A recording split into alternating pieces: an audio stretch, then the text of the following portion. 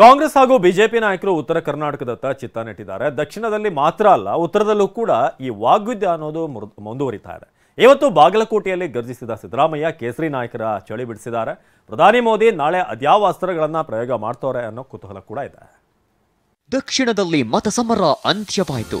ಇದೀಗ ಉತ್ತರದಲ್ಲಿ ನಾಯಕರು ಸವಾರಿ ಮಾಡ್ತಿದ್ದಾರೆ. ಮತದಾರನ ಸೆಳೆಯೋಕೆ ಬ್ರಹ್ಮಾಸ್ತ್ರಗಳನ್ನೇ ಪ್ರಯೋಗಿಸುತ್ತಿದ್ದಾರೆ. ಮಾತಿನ ಸಿಡಿಗುಂಡುಗಳನ್ನೇ ಸಿಡಿಸುತ್ತಿದ್ದಾರೆ. ಬಾಗಲಕೋಟೆಯಲ್ಲಿ ಆರ್ಭಟಿಸಿದ ಸಿದ್ದರಾಮಯ್ಯ.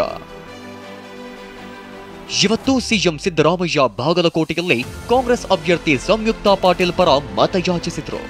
ತೇರದಾಳ ಕ್ಷೇತ್ರದಲ್ಲಿ ಭರ್ಜರಿ ಪ್ರಚಾರ ನಡೆಸಿದ್ರು. ಬೃಹತ್ ಸಮಾವೇಶದಲ್ಲಿ ಸಚಿವರು ಶಾಸಕರ ದಂಡೇ ನಡೆದಿತ್ತು. ಸಿಎಂ ಸಿದ್ದರಾಮಯ್ಯ ಪ್ರಧಾನಿ ಮೋದಿ ವಿರುದ್ಧ ಗುಡುಗಿದ್ರು. 20 ವರ್ಷದಿಂದ ಗದ್ದಿಗೌಡ ಲೋಕಸಭೆಗೆ ಹೋಗ್ತಿದ್ದಾರೆ. ರಾಜ್ಯಕ್ಕೆ ಎಷ್ಟು ಅನ್ಯಾಯವಾದರೂ ಒಮ್ಮೆಯೂ ರಾಜ್ಯದ ಪರ ಧ್ವನಿ ಎತ್ತಿಲ್ಲ. ಸಂಸತ್ನಲ್ಲಿ ಪ್ರಶ್ನೆ ಕೇಳದವರು ಅಲ್ಲಿರೋಕೆ ಲಾಯಕ್ಕ ಅಂತ ಪ್ರಶ್ನಿಸಿದ್ರು. ಯಾವತ್ತಾರು ಕೂಡ ಗದ್ದಿಗೌಡರು ಪಾರ್ಲಿಮೆಂಟ್ ನಲ್ಲಿ ಮಾತಾಡಿದಾರಾ? ನೀವೇ ಯೋಚನೆ ಮಾಡಿ, ಈ ಪ್ರಶ್ನೆಯನ್ನ ಕೇಳಿ ಅವರಿಗೆ. ನೀವು ಯಾಕೆ ಮಾತಾಡಲಿಲ್ಲ?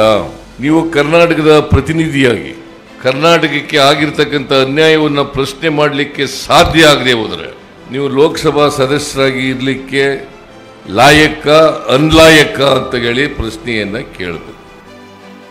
ಶಾಸಕ ಲಕ್ಷ್ಮಣ ಸವದಿ ಭಾರತ್ ಮಾತಾ ಕಿ ಜೈ ಅಂತ ಘೋಷಣೆ ಕೂಗಿದ್ರು. ಭಾರತ್ ಮಾತಾ ಕಿ ಜೈ ಅನ್ನೋದಕ್ಕೆ ಬಿಜೆಪಿ ಗುತ್ತಿಗೆ ತಗೊಂಡಿಲ್ಲ. ಇದನ್ನ ವಿಡಿಯೋ ಮಾಡಿ ಮೋದಿಗೆ ಕಳಿಸಿ ಅಂತ ಲೇವಡಿ ಮಾಡಿದ್ರು.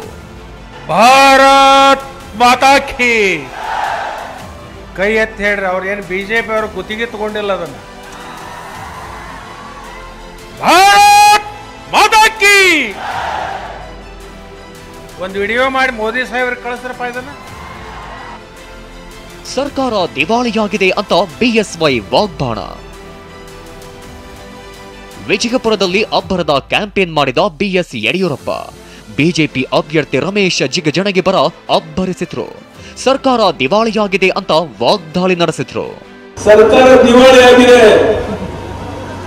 ಪಾಪದಾಗಿದೆ, ಜನಹಿತವನ್ನು ಸಂಪೂರ್ಣ ಕೊಡುವಂತೆ ದರ್ಬಾರ್ ನಡೆಸಿದ್ದಾರೆ. ಇದೇ ವಾತಾವರಣ ಇಡೀ ರಾಜ್ಯದಲ್ಲಿದೆ. ನಾನು ಕೇಳ್ತೇನೆ, ಈ ಸರ್ಕಾರವನ್ನ ಜನ ಕೊಟ್ಟಂತ ತೆರಿಗೆ ಹಣ ಎಲ್ಲಾಯಿತು? ನಾಳೆ ಬೆಳಗಾವಿಯಲ್ಲಿ ಮೋದಿ ಸಿದ್ದು ಶಕ್ತಿ ಪ್ರದರ್ಶನ. ಪ್ರಧಾನಿ ನರೇಂದ್ರ ಮೋದಿ ಅಲೆಯಲ್ಲಿ ಉತ್ತರ ಕರ್ನಾಟಕವನ್ನ ಮತ್ತೊಮ್ಮೆ ಕಬಳಿಸೋಕೆ ಬಿಜೆಪಿ ಪ್ಲಾನ್ ಮಾಡಿದೆ. 2ನೇ ಹಂತದ ಮತಬೇಟೆಗೆ ಮೋದಿ ಎಂಟ್ರಿ ಕೊಡ್ತಿದ್ದಾರೆ.